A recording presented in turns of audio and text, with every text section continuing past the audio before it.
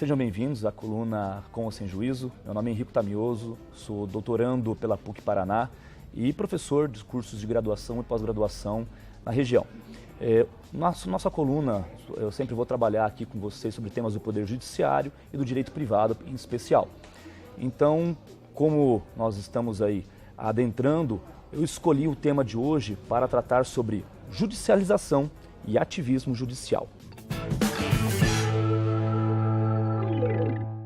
Para entender esses dois fenômenos contemporâneos, seria interessante, primeiro, a gente só lembrar, alguns conceitos aí, alguns dos meus colegas, sobre as funções do Poder Judiciário. Que, primeiro de tudo, primordialmente, a gente tem que saber que o Poder Judiciário, ele é sempre, ainda mais no STF, aquele poder que vai resolver os conflitos. É um dos poderes, executivo e legislativo, o Judiciário vai resolver os conflitos e também vai defender e resguardar os direitos fundamentais. Bem, sabendo disso, é que a gente fala então do primeiro, da judicialização.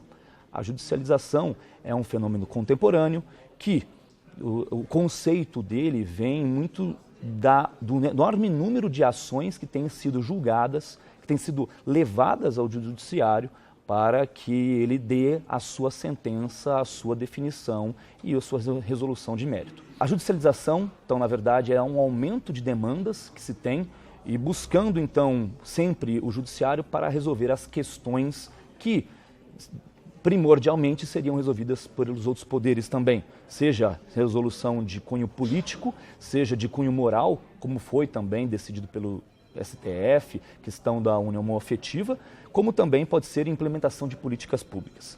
Bem, nós temos vários pontos positivos, vários pontos negativos, A gente pode comentar como sendo um ponto positivo a efetividade que se tem com esse aumento de demandas, porque o judiciário, de certa forma, ele responde um pouco mais rápido do que seria propriamente se não fosse pelo judiciário. Tudo bem que o judiciário, a gente sabe muito bem, que tem o seu tempo também e muitas vezes é um pouco moroso, mas se a gente entrar ali com uma medida cautelar, se entrar ali com um mandado de segurança, a gente consegue um pouco mais de efetividade e um pouco mais de celeridade sobre isso. Ponto negativo é que a gente tem uma certa intervenção do Poder Judiciário que tem uma falta de representação muito grande, até em outros poderes. Como, por exemplo, a gente tem as questões da saúde, que é talvez o exemplo mais notório nesse campo. Então, a pessoa não consegue administrativamente um tratamento médico ou um medicamento e depois ela acaba indo para o judiciário e lá o judiciário ele acaba o consumidor acaba ganhando isso aí, essa ação. Então, dá, de certa forma, uma interferência do judiciário nos outros poderes também. Além de tudo, uma supervalorização extrema do poder judiciário, aí, o que se tem tentado dar uma segurada aí. Por outro lado, o ativismo judicial, por sua vez, é aquele outro fenômeno contemporâneo também, que não se mistura com a judicialização, isso que eu queria deixar bem claro. Muitas vezes as pessoas tendem, os colegas advogados, etc., tendem a misturar esses dois fenômenos, são coisas distintas, parecidas, porém distintas, e, por sua vez, o ativismo judicial é aquilo que, ao ser elevada a demanda ao judiciário, os julgadores, muitas vezes, tendem a julgar para um lado ou para o outro, a depender de um apelo social ou a depender de uma análise que se faz sempre buscando o respaldo constitucional de direitos fundamentais, mas às vezes fazendo uma interpretação extensiva demais ao que está na Constituição ou em alguma lei. Isso que tem se combatido também de certa forma, porque tem que tomar um pouco de cuidado com o ativismo judicial.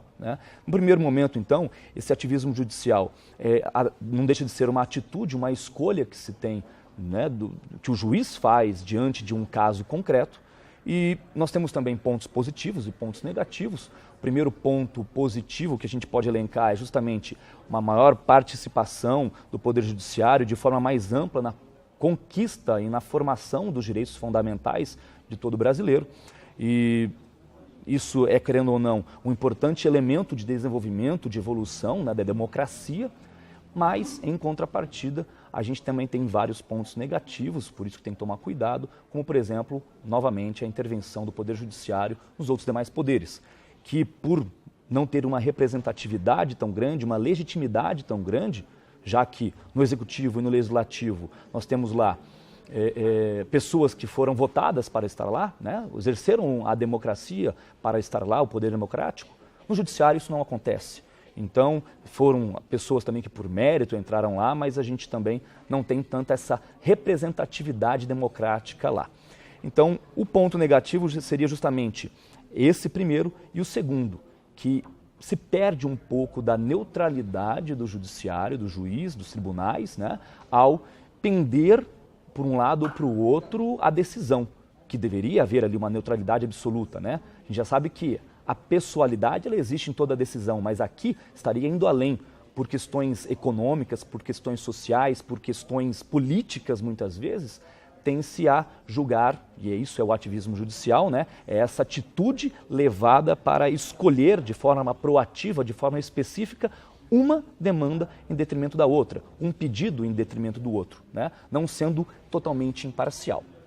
A gente vê isso na prática acontecendo, como eu já comentei, na área da saúde, muito comumente, mas tanto a judicialização como o ativismo judicial, eles podem ser vistos em outros exemplos. A questão da fidelidade partidária, então, em que tanto no poder majoritário, tanto no sistema majoritário como no sistema proporcional, nós teríamos que o político que ingressa lá teria que obrigatoriamente ficar naquele cargo, porque se ele opta por sair daquele partido político, ele considerado infiel e então ele perde a sua cadeira. Até porque, nessa decisão do STF, ficou muito claro que o voto vai para o partido ou para a coligação, não vai para aquele político propriamente dito. Tá?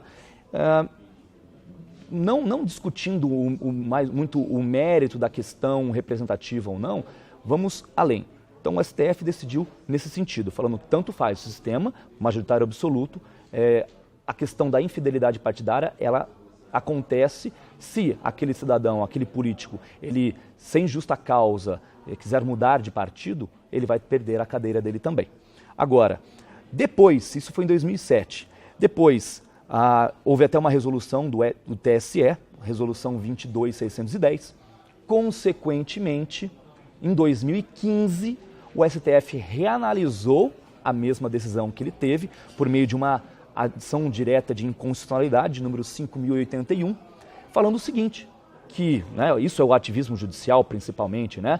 Olha, somente para os cargos proporcionais, ou seja, do sistema proporcional que se ingressa lá, que é vereador, deputado estadual e deputado federal, é que teria que haver esse vínculo entre o político e o partido. Porque no sistema majoritário, que é senador, que é governador, que é prefeito, que é presidente, não precisa seguir mais a fidelidade partidária. Então a decisão foi puramente com caráter político. Seria com ou sem juízo essa decisão? É essa que fica a pergunta aí, né? Fica essa demanda aí justamente para que os colegas também apreciem isso e interpretem isso.